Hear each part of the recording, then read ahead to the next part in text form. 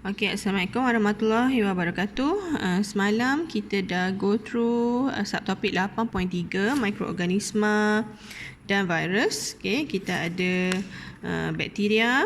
Okay, bakteria, protozoa pun mikroorganisma. Okay, alga pun mikroorganisma, kulat. Okay, kulat dia ada klorofil. Okay, saya harap semua dah buat lah perbandingan ciri-ciri kelima-lima ni lah. Dan last sekali adalah virus. Okay, so kita ada 5: bakteria, protozoa, alga, kulat dan virus. Okay, pastikan awak buat kolom kotak untuk banding beza antara ciri-ciri bagi kelima-lima jenis mikroorganisma dan virus ni.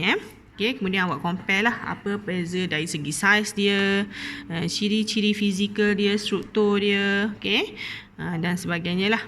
Okey, untuk hari ni kita akan tengok peranan mikroorganisma dalam kita nitrogen. Okay, so apa peranan mikroorganisma dalam kita nitrogen? Boleh buka muka surat 159.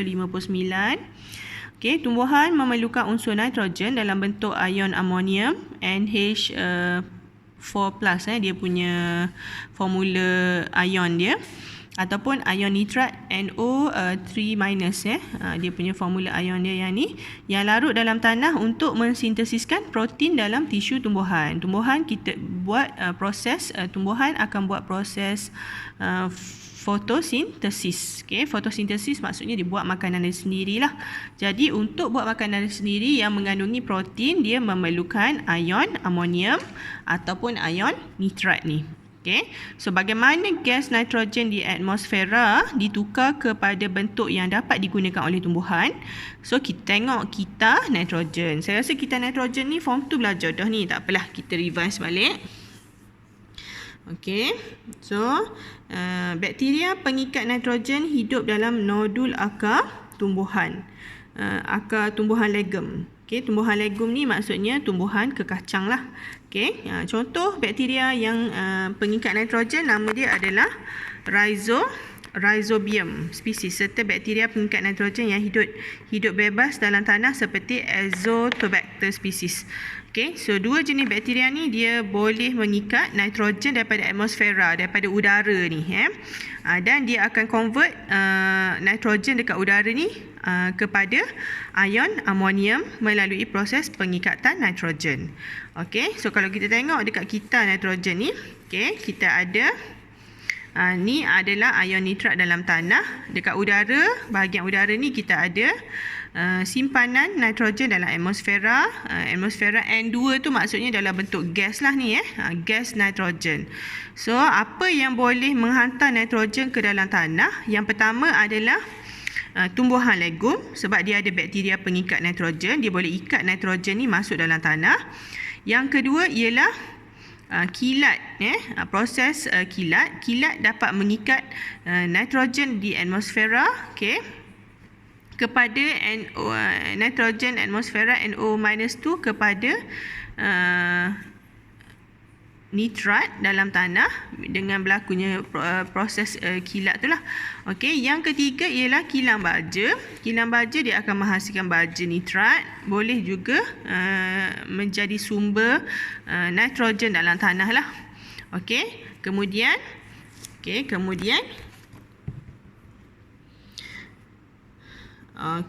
nitrat akan digunakan oleh tumbuhan untuk mensintesiskan protein. Okay.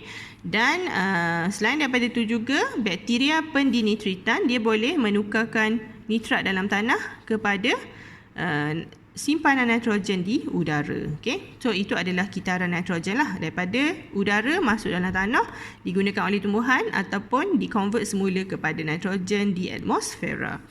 Okey, kita boleh go through nota dia.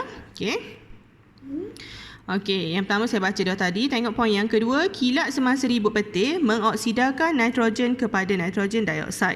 Okey, yang kemudiannya larut ke dalam air hujan membentuk asid nitrous dan asid nitrik. Kedua-duanya akan membentuk garam nitrat dalam tanah. Industri pembuatan baja bernitrogen akan membekalkan baja amonium dan nitrat. Okey, inilah industri pembuatan baja itulah. Jadi dia boleh membekalkan baja amonium dan nitrat ke dalam tanah. Apabila tumbuhan dan haiwan mati, perebutan dijalankan oleh mikroorganisma pengurai.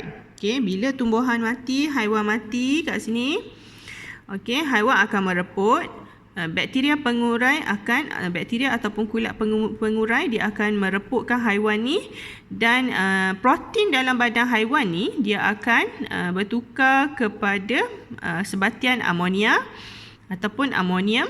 Okey, so dua-dua sebatian ni, amonia dan amonium, dia akan ditukarkan kepada nitrit oleh bakteria ni. Nama dia Nitrosomonas species.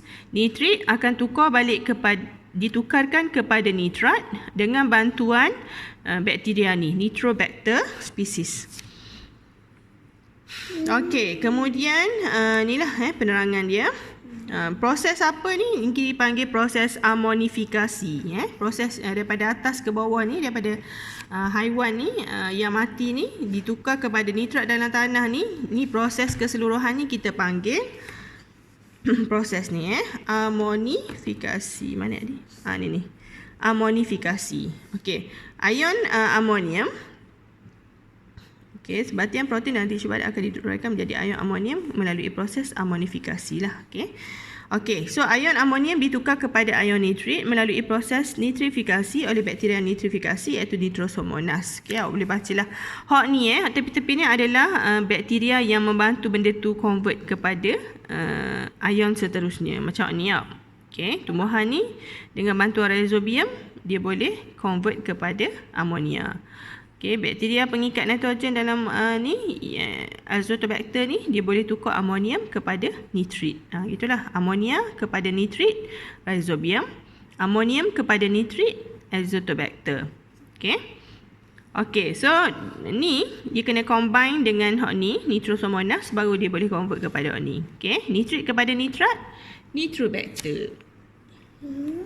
Okey. Siap. Okey. Seterusnya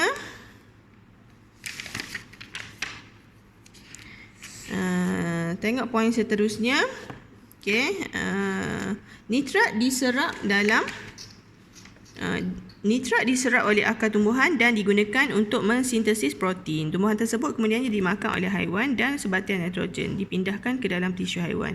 Bakteria pendinitritan menukarkan nitrat di dalam tanah menjadi gas nitrogen melalui proses pendinitritan. Okey, so maknanya inilah tadi nitrat ni boleh tukar balik kepada nitrogen dengan bantuan bakteria pendinitritan.